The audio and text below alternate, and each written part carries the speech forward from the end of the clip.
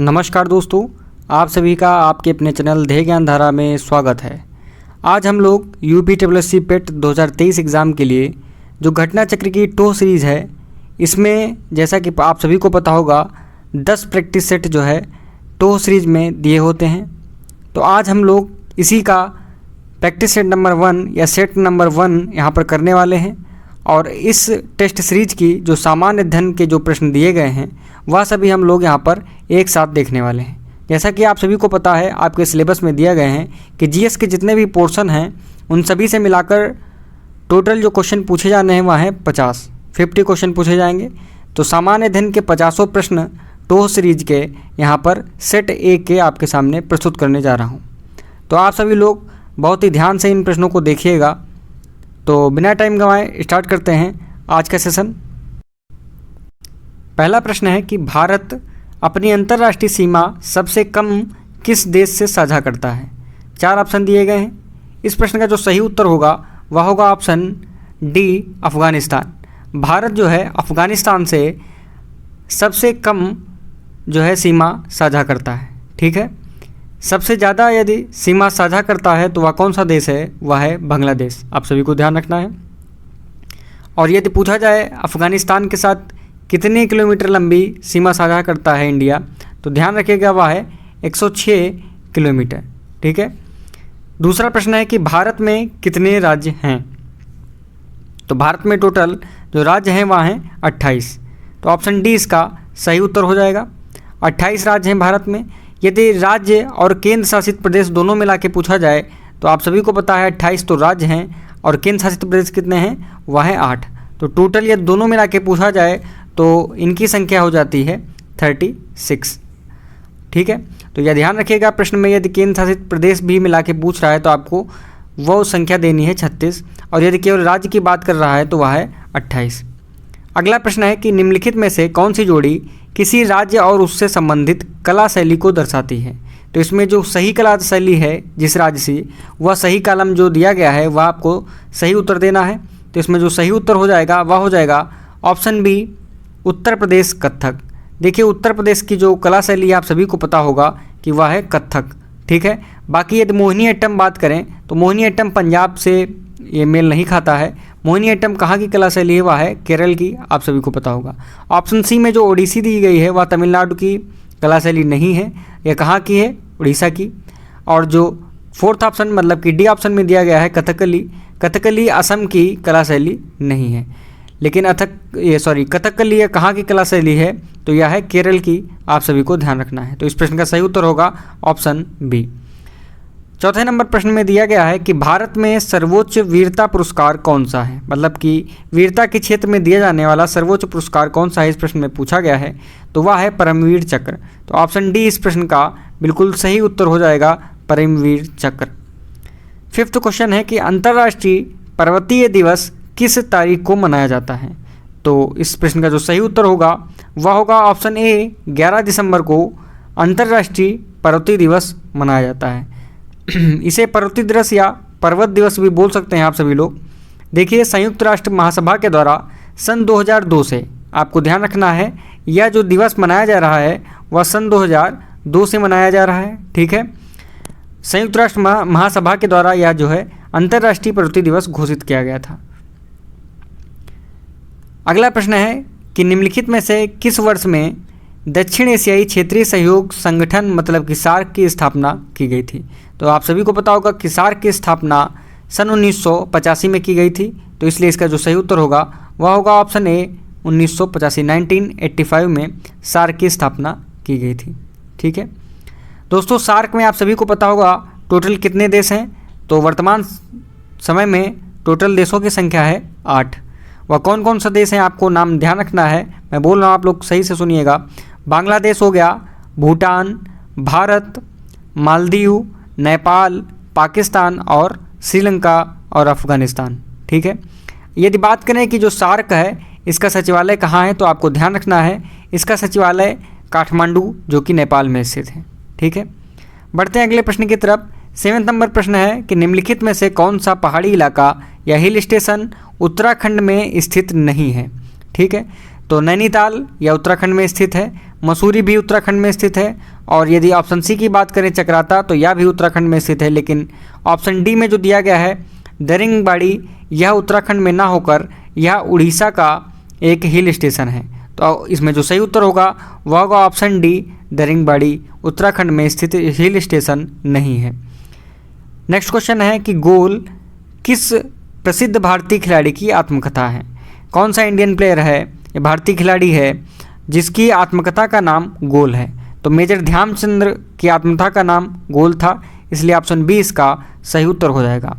Next question, Lok Sabha के लिए चुनाव में निर्वाचित होने के लिए किसी व्यक्ति के लिए जो न्यूनतम आयु क्या है वह पूछा गया है कि यदि आप कितने वर्ष के हो जाते हैं जो आप लोकसभा चुनाव लड़ सकते हैं। तो ऑप्शन सी इसमें बिल्कुल सही उत्तर हो जाएगा। यदि आप 25 वर्ष के हो जाते हैं तो लोकसभा का जो चुनाव होता है उसमें आप जो है उम्मीदवार बन सकते हैं। तो इसलिए जो सही उत्तर होगा वह होगा ऑप्शन सी। अब यहाँ पर लोकसभा की बात की गई है तो इसलिए हम लोग राज्यसभा की भी बात कर लें। तो राज्यसभा जो कि उच्च सदन होता है, इसमें जो न्यूनतम आयु रखी गई है निर्वाचित होने के लिए वह रखी गई है 30 साल, 30 वर्ष रखी गई है। आप सभी को ध्यान रखना है। और यह प्रावधान जो दिया गया है यह भारत संविधान के किस आर्टिकल में रखा गया है? तो आप सभी को ध्यान रखना है 84 के बी सेक्शन में। ठीक है। नेक्स्ट क्वेश्चन है कि मिश्रित अर्थव्यवस्था का अर्थ क्या है? तो मिश्रित अर्थव्यवस्था का अर्थ वह होता है कि जहाँ पर या जिस देश में सार्वजनिक क्षेत्र के साथ साथ निजी क्षेत्र का भी जो है सहयोग होता है वहाँ की अर्थव्यवस्था मिश्रित अर्थव्यवस्था कही जाती है। तो इस प्रश्न का जो सही उत्तर होगा वह होगा ऑप्शन बी जो है करेक्ट उत्तर हो जाएगा। जहाँ राष्ट्रीय अर्थव्यवस्था में सार्वजनिक क्षेत्र के साथ साथ निजी क्षेत्र भी विद्यमान होता है वहाँ की अर्थव्यवस्था कैसी होती है? मिश्रित अर्थव्यवस्था। अगला प्रश्न देखते हैं। प्रश्न है कि हरित क्रांति का सर्वाधिक प्रभाव किसमें देखा गया था? तो ए ऑप्शन में गेहूं दिया गया है, बी ऑप्शन में चावल, सी ऑप्शन में दाल और डी ऑप्शन में तिलहन। तो हरित क्रांति का सर्वाधिक प्रभाव जो देखा गया था वह देखा गया था गेहूं में। ऑप्शन ए इस प्रश्न का सही उत्तर हो जाएगा। आप सभी को पता होगा जो हरित क्रांति है यह भारत में कब स्टार्ट हुई थी? तो आप सभी को पता होगा 1960 के दशक में यह जो है हरित क्रांति भारत में स्टार्ट मानी गई है। ठीक है। और हरित क्रांति के स्टार्ट होने से गेहूं के उत्पादन में अधिकतम वृद्धि या सर्वाधिक वृद्धि देखी गई थी। और दूसरे नंबर पर यदि बात की जाए तो दूसरे नंबर पर सेकंड नंबर पर था चावल। ठीक है। नेक्स्ट क्वेश्चन देखते हैं। भारतीय रिजर्व बैंक मतलब कि आरबीआई का राष्ट्रीयकरण किस वर्ष हुआ था? ठीक है। तो आरबीआई का जो राष्ट्रीयकरण हुआ था वह हुआ था 1949 में। ऑप्शन बी एकदम सही उत्तर हो जाएगा। अब आरबीआई की यदि बात करें तो इसकी स्थापना कब हुई थी? तो आप सभी जानते होंगे 1 अप्रैल 1935 मतलब 1935 में भारतीय रिजर्व बैंक की स्थापना की गई थी। और इसका मुख्यालय कहाँ है? इसका मुख्यालय है मुंबई में। आप सभी को तो पता होगा अधिकतर बैंकों का मुख्यालय कहाँ है? मुंबई में। अगला प्रश्न है कि काली क्रांति संबंधित है। तो काली क्रांति कच्चा तेल के उत्पादन से संबंधित है। ऑप्शन सी इसका सही उत्तर हो जाएगा। कुछ और क्रांतियां हैं जैसे कि आपको ऑप्शन में ले चलते हैं। ए ऑप्शन में दिया गया है मत्स्य उत्पादन। तो मत्स्य उत्पादन से जो संबंधित जो क्रांति है तो वह क्रांति है नीली क्रांति। आपको ध्यान रखना है कौन सी क्रांति है? नीली क्रांति। और यदि बात की जाए श्वेत क्रांति की तो श्वेत क्रांति आपको ध्यान रखना है दुग्ध उत्पादन से है। और पीली क्रांति की यदि बात किया जाए तो तिलहन से है। और काली क्रांति जैसा कि हमने इस प्रश्न में डिस्कस किया है। और यदि लाल क्रांति की बात करें तो लाल क्रांति संबंधित है टमाटर से या मांस उत्पादन से। 14 नंबर क्वेश्चन है कि योजना आयोग के स्थान पर नीति आयोग का गठन कब हुआ था? तो नीति आयोग का गठन हुआ था 1 जनवरी 2015 को। ऑप्शन ए बिल्कुल इसका सही उत्तर हो जाएगा। आप सभी जानते होंगे नीति आयोग का जो अध्यक्ष होता है, पदेन अध्यक्ष कौन होता है? वह होता है वर्तमान समय का प्रधानमंत्री। जो भी प्रधानमंत्री रहेगा वह इसका वर्तमान अध्यक्ष रहेगा। ठीक है। अगला प्रश्न है कि प्रकाश की तरंगदैर्घ्य को मापने की इकाई क्या है? तो एंगस्ट्रॉम जो है ऑप्शन बी में जो दिया गया है या प्रकाश की तरंगदैर्घ्य मापने की इकाई है। आप सभी को बताना है, एक प्रश्न कमेंट बॉक्स में इसको कमेंट करना है कि एक एंगस्ट्रॉम में कितने मीटर होते हैं। आपको इसका सही उत्तर आपको कमेंट बॉक्स में लिखकर देना है। 16 नंबर प्रश्न है कि टीवी रिमोट कंट्रोल फिर कुछ जगह खाली छोड़ी गई है के सिद्धांत पर कार्य करता है। बताना है कि जो टीवी रिमोट कंट्रोल होता है वह किसके सिद्धांत पर कार्य करता है। तो इस प्रश्न का जो सही उत्तर होगा वह होगा ऑप्शन ए, इंफ्रारेड तरंगों के सिद्धांत पर काम करता है। ठीक है, चलते हैं अगले प्रश्न की तरफ। प्रश्न है कि विटामिन ए को किस नाम से भी जाना जाता है। तो विटामिन ए को जो इसका रासायनिक नाम भी क्या होता है, रेटिनॉल। तो ऑप्शन सी इसका इस प्रश्न का जो सही उत्तर हो जाएगा option C, retinol vitamin A को ही कहा जाता है। ठीक है, देखिए आप सभी जानते होंगे कि विटामिन ए की कमी से कौन सा रोग होता है, तो वह होता है नाइट ब्लाइंडनेस, मतलब कि रतौंधी नामक बीमारी विटामिन ए की कमी से होती है। ठीक है, और इसको दूर करने के लिए, इस रोग को दूर करने के लिए क्या क्या खाने की सलाह दी जाती है, तो हरी सब्जियां, गाजर, मछली का तेल आदि आदि जो है चीज़ें जिसमें विटामिन ए पाया जाता है वह चीज़ें सजेस्ट की जाती हैं। 18 नंबर प्रश्न है कि निम्नलिखित में से कौन सी धातु हथेली पर रखने पर गलने लगेगी। 4 ऑप्शन दिए गए हैं, इस प्रश्न का सही उत्तर बताना है। तो इस प्रश्न का जो सही उत्तर होगा वह होगा गैलियम। ऑप्शन ए बिल्कुल सही उत्तर हो जाएगा कि गैलियम को यदि हम लोग हाथ की हथेली पर रख लेते हैं तो वह अपने आप स्वतः जो है रिएक्शन करके वह हाथ पे जो है हथेली पे गलने लगेगी। ठीक है, और यदि गैलियम की बात करें तो गैलियम का जो वो होता है, क्या नाम, परमाणु क्रमांक होता है वह होता है 31। ठीक है, 31 गैलियम का परमाणु क्रमांक होता है। नेक्स्ट क्वेश्चन है कि यूरिया का रासायनिक सूत्र क्या होगा। तो यूरिया का जो रासायनिक सूत्र होगा वह होगा NH2 का होल ट्वाइस CO। ठीक है, ऑप्शन डी बिल्कुल सही हो जाएगा। इसको आप इस प्रकार से भी लिख के समझ सकते हैं, NH2CO NH2। ठीक है, NH2CO NH2 ये यूरिया का रासायनिक सूत्र है। ठीक है, देखिए यूरिया एक रंगहीन, गंधहीन, एक सफ़ेद रवेदार जहरीला ठोस पदार्थ होता है। ठीक है, और यह कहाँ पाया जाता है, तो आपको ध्यान रखना है यूरिया जो है यह स्तनपायी और सरीसृप जो होते प्राणी होते हैं इनके मूत्र में पाया जाता है। ठीक है, और यूरिया का उपयोग यदि पूछा जाए तो आपको ध्यान रखना है यूरिया का उपयोग किस लिए किया जाता है, मिट्टी की उर्वरक शक्ति तथा पौधे के लिए आवश्यक नाइट्रोजन पदार्थ होते हैं उनकी मात्रा को पूरी करने के लिए इसका प्रयोग किया जाता है। ठीक है, नेक्स्ट क्वेश्चन देखते हैं कि नेक्स्ट क्वेश्चन है कि भारतीय संविधान में मौलिक अधिकारों की अवधारणा को निम्नलिखित में से किस देश से लिया गया है। तो जो भारतीय संविधान में मौलिक अधिकार हैं, ठीक है, फंडामेंटल राइट्स हैं, वह किस देश के संविधान से लिए गए हैं, तो आप सभी जानते होंगे वह लिए गए हैं संयुक्त राज्य अमेरिका के संविधान से। तो इसमें जो सही उत्तर होगा वह ऑप्शन बी। ठीक है, USA से लिए गए हैं मौलिक अधिकार। ठीक है, और चलते हैं अगले प्रश्न की तरफ। अगले प्रश्न की तरफ चलने से पहले आपको मौलिक अधिकार के बारे में बता दें कि यह हमारे भारतीय संविधान में किस अनुच्छेद से लगाकर किस अनुच्छेद तक है, आप सभी को पता होगा। वह है अनुच्छेद 12 से अनुच्छेद 35 तक। ठीक है, और यदि पार्ट की बात करें कि किस भाग में ये रखे गए हैं, तो आप सभी को पता होगा ये भाग 3 में रखे गए हैं मौलिक अधिकार। नेक्स्ट क्वेश्चन है कि कौन से संविधान से राज्य नीति विषयक निर्देशक तत्व अपनाए गए हैं। तो जो DPSP है वह किस देश से लिए गए हैं, तो वह लिए गए हैं आयरिश संविधान से। इसलिए इसमें जो सही उत्तर होगा वह होगा ऑप्शन सी, आयरिश संविधान। ठीक है, अब देखिए अगला प्रश्न है कि भारत का संविधान दिवस कब मनाया जाता है या कि कब होता है। तो भारत का जो संविधान दिवस है वह होता है 26 नवंबर को। तो इसलिए जो इसका सही उत्तर होगा वह होगा ऑप्शन डी, 26 नवंबर।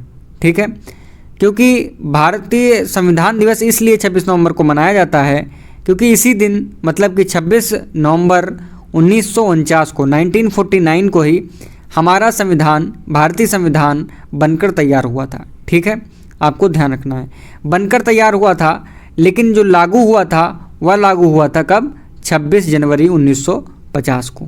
ठीक है, 26 जनवरी 1950 को यह लागू हुआ था, लेकिन बनकर कब तैयार हुआ था, 26 नवंबर 1949 को। इसी दिन, मतलब कि 26 नवंबर को भारत का संविधान दिवस मनाया जाता है। नेक्स्ट क्वेश्चन है कि यह निर्णय लेने का अधिकार किसको है कि बिल मुद्रा बिल है अथवा नहीं। ठीक है, मुद्रा बिल मतलब मनी बिल है या नहीं। तो आप सभी को पता होगा कि मुद्रा बिल जो होता है वह संसद में किसके द्वारा रखवाया जाता है, पेश करवाया जाता है, तो राष्ट्रपति के द्वारा। लेकिन इसको जैसे सर्टिफाई कौन करता है कि यह बिल मुद्रा बिल है कि नहीं, वह लोकसभा अध्यक्ष करता है। इसलिए इस प्रश्न का जो सही उत्तर हो जाएगा वह हो जाएगा ऑप्शन ए, लोकसभा अध्यक्ष। ठीक है। अब यदि बात करें यह किस भारतीय संविधान में किस अनुच्छेद में दिया गया है, तो आपको ध्यान रखना है 110 के थर्ड पोर्शन में, ठीक है। अगला प्रश्न है कि भारत में स्थापित पहला उच्च न्यायालय कौन सा है, तो इसका जो सही उत्तर होगा वह होगा ऑप्शन डी, कलकत्ता। भारत में जो पहला हाईकोर्ट था वह था कलकत्ता हाईकोर्ट। इसकी स्थापना की यदि बात की जाए कब की गई थी, तो आप ध्यान रखिएगा 1 जुलाई 1862 को, ठीक है। कब की गई थी? 1 जुलाई 1862 को। नेक्स्ट क्वेश्चन है कि भारत छोड़ो आंदोलन के समय इंग्लैंड के प्रधानमंत्री थे, तो भारत छोड़ो आंदोलन के समय जो इंग्लैंड के प्रधानमंत्री थे वह थे चर्चिल। तो इसलिए जो सही उत्तर हो जाएगा वह हो जाएगा ऑप्शन बी, चर्चिल इसका सही उत्तर होगा। अगला प्रश्न है कि भारतीय राष्ट्रीय कांग्रेस की प्रथम महिला अध्यक्ष कौन थी, तो इसकी जो प्रथम महिला अध्यक्ष थी राष्ट्रीय कांग्रेस की वह थी एनी बेसेंट। ऑप्शन सी बिल्कुल सही हो जाएगा। अब इसी प्रश्न में यदि पूछा जाए कि भारतीय राष्ट्रीय कांग्रेस की प्रथम भारतीय महिला कौन थी, तो आपको ध्यान रखना है कौन थी, आपको कमेंट बॉक्स में लिख के बताना है, हम कमेंट बॉक्स में पिन कर देंगे, ठीक है। अगला प्रश्न है कि खिलाफत समिति का गठन कहाँ और कब हुआ था, तो खिलाफत समिति का जो गठन हुआ था वह हुआ था बॉम्बे में और सन था 1919। तो इसलिए जो सही उत्तर होगा वह होगा ऑप्शन ए, बॉम्बे मार्च 1919 में खिलाफत समिति का गठन किया गया था। और इसको जो है प्रारंभ करने का श्रेय किसे जाता है, वह ध्यान रखिएगा अली बंधुओं को जाता है, मतलब कि शौकत अली और मोहम्मद अली को, ठीक है। अगला प्रश्न है कि मुजफ्फरपुर में किंग्सफोर्ड की हत्या का प्रयास कब किया गया था, तो इसका जो सही उत्तर होगा वह होगा ऑप्शन ए, 1908 में मुजफ्फरपुर में किंग्सफोर्ड की हत्या का प्रयास किया गया था। और किसने किया था, तो आपको ध्यान रखना है खुदीराम बोस और प्रफुल्ल चाकी के द्वारा, ठीक है। परंतु किंग्सफोर्ड जो है बच गया था। दुर्भाग्यवश क्या हुआ था कि जो भारतीय राष्ट्रीय आंदोलन चल रहा था उससे जो हमदर्दी रखने वाले थे उनका नाम था मिस्टर कैनेडी, तो उसमें उनकी पत्नी और पुत्री मारी गई थी, ठीक है। तो इसमें क्या हुआ था, जो दोषी थे खुदीराम बोस, अब इनको दोषी नहीं कहेंगे क्योंकि ये स्वतंत्रता संग्रामी थे हमारे भारत देश के, तो यह जो है प्रफुल्ल चाकी जो है पुलिस से बचने के लिए इन्होंने क्या कर लिया था, सुसाइड कर लिया था। लेकिन जो खुदीराम बोस थे इनको गिरफ्तार कर लिया गया था और इनको फांसी दे दी गई थी। नेक्स्ट क्वेश्चन की तरफ चलते हैं। निम्न में से कौन सा सिंधु घाटी सभ्यता का एक बंदरगाह शहर माना जाता है, तो काफ़ी रिपीटेड प्रश्न है। तो लोथल जो है यह बंदरगाह था, सिंधु घाटी सभ्यता था। ऑप्शन बी इसमें सही उत्तर हो जाएगा। और यह लोथल यदि बात करें कहाँ स्थित है वर्तमान समय में, तो आपको ध्यान रखना है भारत के गुजरात राज्य में यह स्थित है। किस नदी के किनारे, भोगवा नदी के किनारे, आपको ध्यान रखना है। 30 नंबर क्वेश्चन है कि जैन दर्शन के अनुसार जिन शब्द का अर्थ क्या होता है, तो जैन दर्शन के अनुसार जो जिन शब्द का अर्थ होता है वह होता है विजेता। ऑप्शन बी इस प्रश्न का सही उत्तर हो जाएगा। अगला क्वेश्चन है कि अशोक के शिलालेख पर किस लिपि का प्रयोग किया गया था। सर्वाधिक जो लिपि प्रयोग की गई थी अशोक के शिलालेख पर वह थी ब्राह्मी, तो इसलिए ऑप्शन ए इसका सही उत्तर हो जाएगा, ठीक है। अगला प्रश्न है कि किस मुगल शहजादे ने 1657 में उपनिषदों का फारसी में अनुवाद किया था, तो दारा शिकोह ने फारसी में अनुवाद किया था उपनिषदों का, तो ऑप्शन डी इसका सही हो जाएगा। अगला प्रश्न है कि भारत में पहली फ्रेंच फैक्ट्री कहाँ स्थापित की गई थी, तो इस प्रश्न का जो सही उत्तर होगा वह होगा सूरत। ऑप्शन ए बिल्कुल सही उत्तर हो जाएगा, सूरत में पहली फ्रेंच फैक्ट्री स्थापित की गई थी। 34 नंबर प्रश्न है कि भारत में दक्षिण पश्चिम मानसून का मौसम की अवधि क्या है, मतलब कि दक्षिण पश्चिम मानसून जो आता है भारत में वह वर्ष में किन महीनों में आता है, तो इसका जो सही उत्तर होगा वह होगा ऑप्शन डी, जून से सितंबर तक। 35 नंबर प्रश्न है कि चंदन का पेड़ किस प्रकार के वनों में उगता है, तो चंदन का पेड़ उष्ण कटिबंधीय पर्णपाती वनों में जो है उगता है, पाया जाता है। ऑप्शन ए इस प्रश्न का सही हो जाएगा। चलते हैं अगले प्रश्न की तरफ। प्रश्न है कि पश्चिमी व पूर्वी घाटों का मिलन कहाँ होता है, तो पश्चिमी व पूर्वी घाटों का मिलन होता है नीलगिरी की पहाड़ियों में, तो ऑप्शन ए इस प्रश्न का सही उत्तर हो जाएगा, राइट उत्तर हो जाएगा, नीलगिरी की पहाड़ियों में। अगला प्रश्न है कि भारत का सबसे बड़ा सौर शक्ति संयंत्र कहाँ स्थित है, तो इस प्रश्न का जो सही उत्तर होगा वह होगा ऑप्शन डी, भादला में। भादला में भारत का सबसे बड़ा सौर शक्ति संयंत्र स्थित है। और यदि बात करें या भादला कहाँ स्थित है, तो आपको ध्यान रखिएगा भारत के किस राज्य में, तो राजस्थान राज्य में। ठीक है, कहाँ, राजस्थान राज्य में भादला स्थित है। नेक्स्ट क्वेश्चन है कि निम्नलिखित में से किसने भारत सरकार अधिनियम 1935 को गुलामी का अधिकार पत्र कहा था? तो इस प्रश्न का जो सही उत्तर होगा जवाहरलाल नेहरू। पंडित जवाहरलाल नेहरू ने भारत सरकार अधिनियम 1935 को गुलामी का अधिकार पत्र कहा था। अगला प्रश्न है कि भारत की सबसे लंबी नदी का नाम बताना है। तो इसमें ध्यान रखिएगा, भारत के प्रापेक्ष में बोल रहा है कि भारत की सबसे लंबी नदी का नाम, तो वह हो जाएगा ऑप्शन बी, गंगा। ठीक है, गंगा हो जाएगा, क्योंकि यह पूर्ण रूप से भारत में ही स्थित है। बाकी यदि ब्रह्मपुत्र आप लोगों के दिमाग में आ रहा हो तो आपको पता है कि ब्रह्मपुत्र का जो उद्गम स्थल है वो भारत में नहीं है, भारत से बाहर है, और कुछ हिस्सा भारत में आता है, फिर यह कहाँ, पाकिस्तान में चला जाता है। नहीं सॉरी, जाता कुछ हिस्सा वहाँ से आता है, सिंधु का पाकिस्तान में जाता है, सिंधु नदी का, लेकिन ब्रह्मपुत्र का जो है वह बाहर होता है भारत का, भारत से उद्गम इसका बाहर होता है, लेकिन फिर ये भारत में एंटर करते हुए या जो है गंगा में मिलके या कहाँ निकल जाती है, या बंगाल की खाड़ी में गिर जाती है। प्रश्न है, मिलान करना है आपको, एक तरफ देश दिए गए हैं और एक तरफ राजधानी दी गई है। तो इस प्रश्न का जो सही उत्तर होगा, आप सभी को ध्यान रखना है, वह हो जाएगा ऑप्शन बी। देखिए, इटली की जो राजधानी है आप सभी को पता होगा वह कहाँ है, इटली की राजधानी है रोम। तो इसका यह मिलान सही होगा। और यदि फिनलैंड की बात करें, फिनलैंड की राजधानी है हेलसिंकी, और कनाडा की आप सभी को पता होगा ओटावा, और यूक्रेन जो कि बहुत चर्चा में रहा है उसकी राजधानी है कीव। तो इसलिए जो सही उत्तर होगा वह होगा ऑप्शन बी। नेक्स्ट क्वेश्चन है, सितंबर 2023 में भारत का पहला यूपीआई एटीएम किस भुगतान सेवा प्रदाता द्वारा लॉन्च किया गया है? तो इस प्रश्न का जो सही उत्तर होगा वह होगा option A, Hitachi payment services. ठीक है। नेक्स्ट क्वेश्चन, भारत में राष्ट्रीय अंतरिक्ष दिवस कब मनाया जाता है? काफ़ी इंपॉर्टेंट क्वेश्चन है, एग्जाम में आने की प्रबल संभावना है, क्योंकि अभी लेटेस्ट क्वेश्चन करंट अफेयर यहाँ से स्टार्ट हो गया है 62 नंबर से। देखिए, भारत में राष्ट्रीय अंतरिक्ष दिवस जो मनाया गया है वह कब से मनाया गया है? तो वह मनाया गया है 23 अगस्त से। ऑप्शन बी इसका सही उत्तर हो जाएगा। ऐसा क्यों? क्योंकि 23 अगस्त को ही जो है आप सभी को पता होगा चंद्रयान 3 जो है लॉन्च किया गया था। इसी दिन से घोषणा की गई कि भारत में राष्ट्रीय अंतरिक्ष दिवस जो है 23 अगस्त को मनाया जाएगा। नेक्स्ट क्वेश्चन है कि सितंबर 2023 में किसने रेलवे बोर्ड के नए अध्यक्ष और मुख्य कार्यकारी अधिकारी मतलब कि सीईओ के पद भार ग्रहण किया है? ठीक है, तो जो रेलवे बोर्ड हैं इनके नए अध्यक्ष कौन बने हैं? तो वह हैं जय वर्मा सिन्हा। तो इसका जो सही उत्तर होगा वह होगा ऑप्शन बी,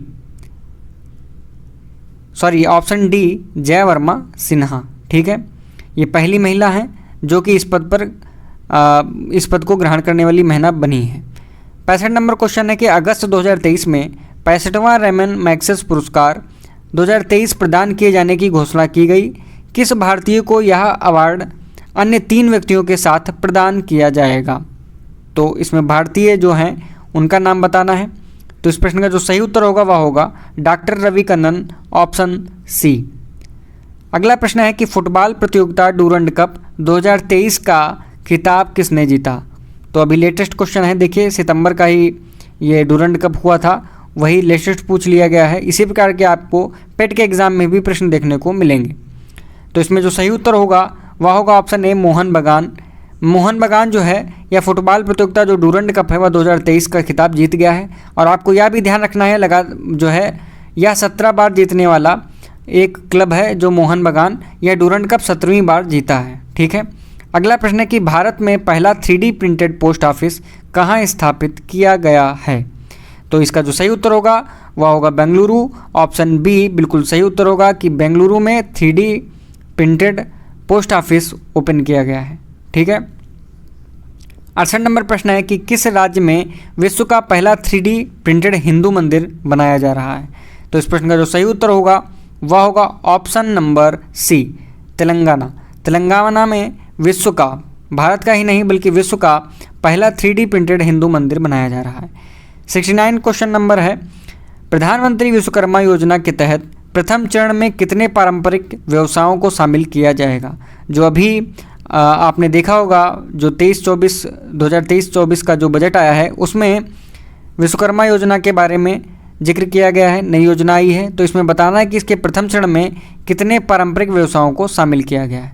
तो इसमें टोटल 18 पारंपरिक व्यवसायों को शामिल किया गया है, इसलिए इसका जो सही उत्तर होगा वह होगा ऑप्शन डी। अगला प्रश्न है कि हरिहरपुर संगीत विश्वविद्यालय उत्तर प्रदेश के किस जिले में बनाया जा रहा है? तो जो संगीत विश्वविद्यालय बनाया जा रहा है हरिहरपुर संगीत विश्वविद्यालय, यह यूपी के कहाँ बनाया जा रहा है? आजमगढ़ जिले में बनाया जा रहा है। ऑप्शन बी इसका बिल्कुल सही उत्तर हो जाएगा। तो देखिए आप लोगों को 50 प्रश्न करा दिए गए हैं पहले टेस्ट से। पहले जो पहला सेट है इसका टो सीरीज का, तो देखिए कितने कम समय में 20-25 जो है मिनट में आपने यह टोटल 50 क्वेश्चन देखे हैं। तो यदि आपके लिए यह वीडियो हेल्पफुल रहा हो, अच्छा लगा हो आपको, तो आप इस वीडियो को लाइक कीजिए और अपने दोस्तों के साथ शेयर कीजिए। और यदि आपने अभी तक चैनल को सब्सक्राइब नहीं किया है तो चैनल को सब्सक्राइब कर लीजिए। धन्यवाद।